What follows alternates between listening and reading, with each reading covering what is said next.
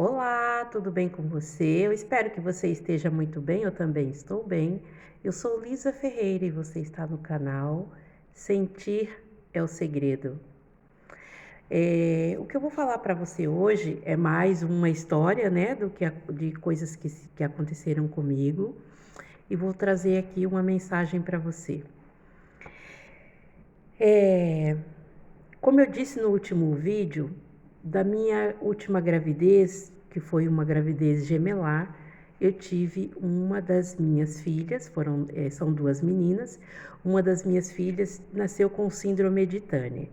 Se você não sabe o que é síndrome de Turner, aproveita para fazer uma pesquisa sobre o assunto, se você se interessar, é claro. Nesse processo, né, de lidar com a situação nova, a qual eu era totalmente desconhecida para mim até então, eu entrei em desespero, entrei em pânico e tinha muita tristeza e tinha muitas coisas aconteceram nesta etapa. Porém, eu comecei a viver as coisas e sofrer por antecedência. Cada vez que eu ia ao hospital com ela para uma consulta, uma clínica, eu já planejava a próxima consulta, a próxima visita, o próximo exame, e isso tudo ia me destruindo por dentro, porque eu era sozinha para fazer isso. Eu tinha que fazer isso tudo, eu não tinha rede de apoio. E eu tinha que dar conta dos meus outros filhos, também que eu já tinha, né, outros filhos. E a gêmea também, né, que também da mesma idade, bebê, também precisava de mim, mas porque também eu amamentava, mamava no peito. Então, imagina como era a minha vida. E eu, nessa loucura que eu estava aqui na minha cabeça, porque eu estava passando por uma transição do meu mental, sabe? Do meu mental e do meu espiritual.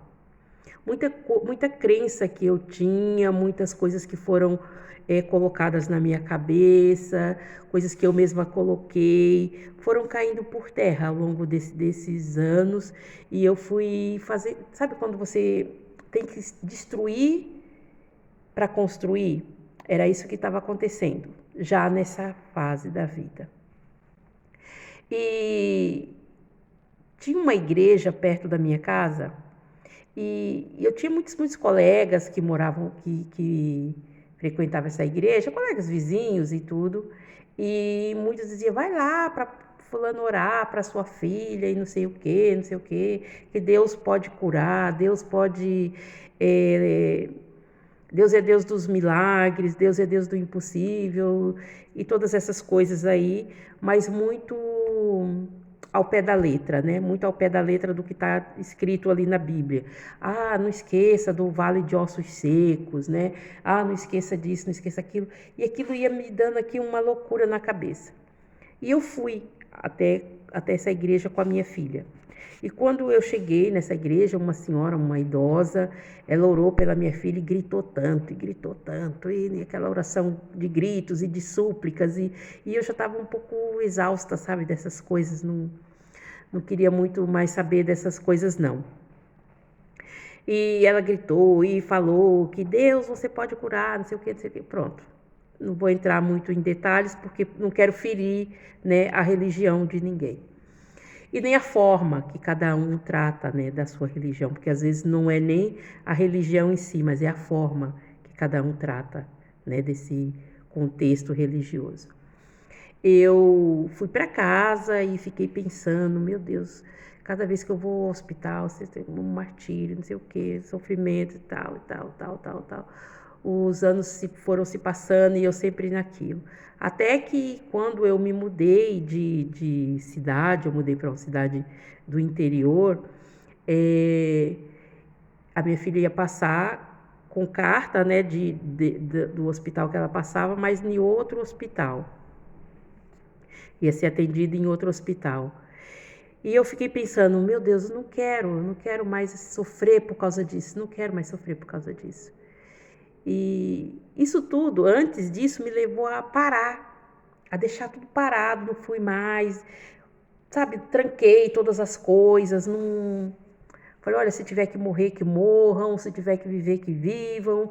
Deixei assim porque eu não suportava mais. Até eu mesma queria morrer, eu queria morrer nessa época. E depois, assim, quando eu mudei, eu retomei esses atendimentos com a minha filha e, e eu pensei assim, quer saber? Eu não posso mudar isso. Eu não posso. E se Deus quiser mudar, Ele muda. Quem sou eu para mandar no querer de Deus? E se Deus, por permissão dele, a minha filha nasceu com essa síndrome, claro que tem coisas muito piores, né, no mundo. A minha filha anda, fala, trabalha como auxiliar, ela é funcionária pública, trabalha como... É uma menina diferente, né, pequenininha, parece quase como um tamanho de uma criança, né, porém é uma menina que viaja sozinha, faz a vida dela sozinha, não depende, né, de outras pessoas para se sustentar. Mas para mim era novo, né, era uma coisa nova e eu fiquei pensando, meu Deus, eu tinha um talento, né? Eu era contadora de histórias, trabalhava como contadora de histórias e eu falei, quer saber? Eu vou transformar isso. Eu vou transformar isso. Eu vou pegar vários livros, brinquedos, fantoches, coisas que eu tinha. Quando for a consulta da minha filha, eu vou levar tudo isso para o hospital, porque lá atendia só crianças, né? Nesse horário que ela ia, só meninas, assim, crianças e tal. E eu comecei a levar tudo isso. E eu fazia desse tempo, que era um tempo que não passava. Quantas vezes eu cheguei na Santa Casa da Misericórdia de São Paulo às 10 da manhã e saí de lá às 8 da noite. Muitas vezes. Quantas vezes eu cheguei no Hospital São Paulo, em São Paulo, 2 horas da tarde e saí 10 da noite. Quantas vezes? Então, assim, eu falei, olha, eu vou transformar isso. Eu vou mudar meu pensamento. Eu vou mudar meu pensamento. Neville Goddard, ele diz assim, uma mudança de pensamento e de sentimento é uma mudança de vida. Então eu fui praticar isso, sabe? E eu não fiquei mais esperando um milagre, que a minha filha fosse dormir e acordasse totalmente livre da síndrome de Turner. Eu falei assim, não, eu não vou mais esperar isso. Eu vou fazer acontecer o milagre. Eu vou fazer como, agora lembrando um pouquinho, né, do tarô, da época do tarô, da carta do tarô, que é a carta do dependurado, que alguns falam que é enforcado, que é aquela forma de você ver a vida por um outro ângulo, ver a vida por um outro ângulo. Isso que representa a carta do tarô, que é o dependurado ou o enforcado, como queira. É ver a vida de um outro ângulo, ver de uma outra forma. E eu levei esses brinquedos, comecei a levar, e aí todas as crianças sentavam perto de mim, eu ficava ali brincando, e daqui a pouco chamavam a minha filha, e daqui a pouco já atendi, já vim embora. As coisas começaram a ser rápidas, sabe, fluir. Às vezes nem dava tempo de eu fazer as atividades que eu tinha preparado para fazer com as crianças ali. E passou a ser até um momento que eu esperava, que eu aguardava. Tipo, tal dia é a consulta, então eu vou preparar aqui uns rolinhos de papel higiênico para fazer algumas coisas com as crianças, vou preparar aqui tecido, fita de cetim para fazer tal coisa, para fazer com as meninas lá. E assim o dia passava muito rápido, passava o tempo e daqui a pouco eu já estava em casa, sabe? Assim, as coisas fluíram muito rápido. E eu compreendi que a gente não deve ficar à espera de um milagre, mas a gente tem que reconhecer que o milagre está a acontecer todos os dias, todos os momentos, que nós somos esse milagre, que eu sou esse milagre, que você é esse milagre. E quando nós olhamos para os nossos situações adversas, né, que nós chamamos aí de problemas, né, com um olhar diferente, indo sempre em busca da solução, as coisas ficam diferentes. E olha, eu levei essa rotina até a minha filha, as minhas filhas, né, que elas são gêmeas, mas no caso dela, até completar 18 anos. E quando ela fez 18 anos, eu, numa conversa com os médicos e com a psicóloga ali, que os psicólogos que atendiam, eles falaram para mim, fica tranquila, ela tem total condições de vir à consulta dela sozinha, primeiro porque é uma consulta que ela vai ter enquanto ela viver. Ela tem que fazer esses acompanhamentos enquanto viver. Nós vamos acompanhar a sua filha e é assim que acontece quando tem essa síndrome. E até hoje ela tem 31, acho que é 31 anos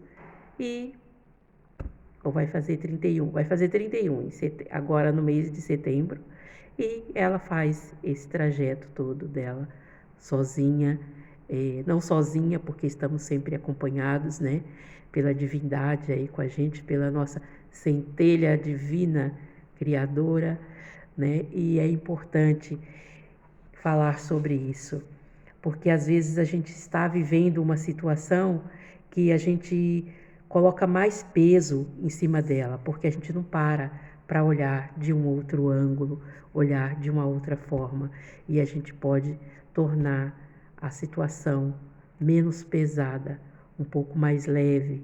A gente pode colocar esse fardo, né, nas mãos do nosso Pai, Criador de tudo e de todos, que Ele diz, entregue para mim, né, que eu cuido de tudo, né, meu fardo é leve, meu jugo é suave, né, então é interessante quando nós colocamos essa certeza e essa fé, dessa forma, e não com gritaria, e não com outras coisas. Eu depois, né, eu também fui da religião espírita, kardecista, que eu amo muito também, e aprendi muito como eu aprendi. E foi uma fase maravilhosa, maravilhosa, de muito aprendizado, de muito aprendizado.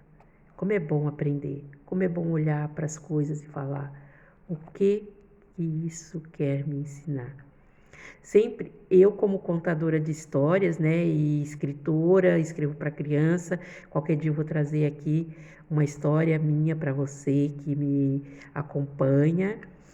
E eu sempre, quando ia fazer uma palestra, quando vou fazer uma palestra com contação de histórias, eu sempre antes eu pergunto para mim, o que essa história tem para mim? O que ela tem? Ela tem coisas que vai me edificar, ela tem coisas que vai me trazer uma visão melhor da vida, uma visão melhor do futuro, vai criar aqui em mim um desejo de melhoria, um desejo de ficar melhor do que eu fui ontem. Então eu vou transmitir essa história. Senão, eu não transmito. E é assim. Eu desejo que você e toda a sua família sejam e seja 1000 vezes abençoados e abençoado onde quer que vocês se encontrem. E até a próxima.